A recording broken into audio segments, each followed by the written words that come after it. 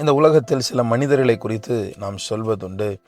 பாரேன், கொஞ்சம் கூட கடவுள் இருக்காருன்ற ஒரு பயமே இல்லாமல் இப்படி செஞ்சுட்டான் பாரேன், கொஞ்சம் கூட ஆண்டவரை பற்றின பயமே இல்லைல்ல, எவ்வளவு துணிகரமாக இந்த காரியத்தெல்லாம் செய்கிறான் பாரேன், எவ்வளவு துணிகரமாக இந்த காரியத்தெல்லாம் பேசுகிறான் பாரேன் அப்படின்னு சொல்லி பல மனிதர்களை குறித்து நாம் இந்த உலகத்தில் பேசுவதுண்டு.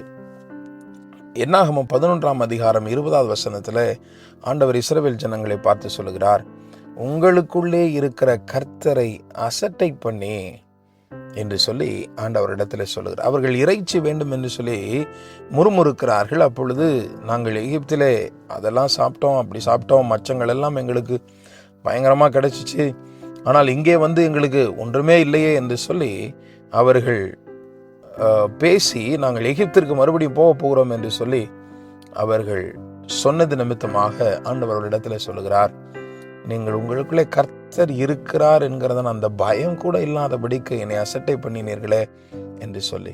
பிரியமான தேவனுடைய பிள்ளைகளே, பல வேளைகளில் நம்முடைய வாழ்க்கையில் இப்படி தான் நடக்கிறது. நான் பேசுகிற வார்த்தை கர்த்தர் நமக்குள்ளே இருக்கிறார் என்கிறதான அந்த பயம் நம்மள இல்லை. நாம் செய்கிறதான பாவம் கர்த்தர் எனக்குள்ளே இருக்கிறார் என்கிறதான அந்த பயம் இல்லாதபடிக்கு பாவம் செய்கிறோம்.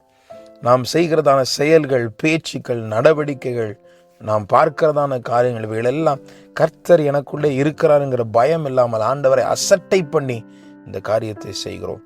ஆண்டவரை மாத்திரம் ஒருபோதும் அசட்டை பண்ணாதிருங்கள்.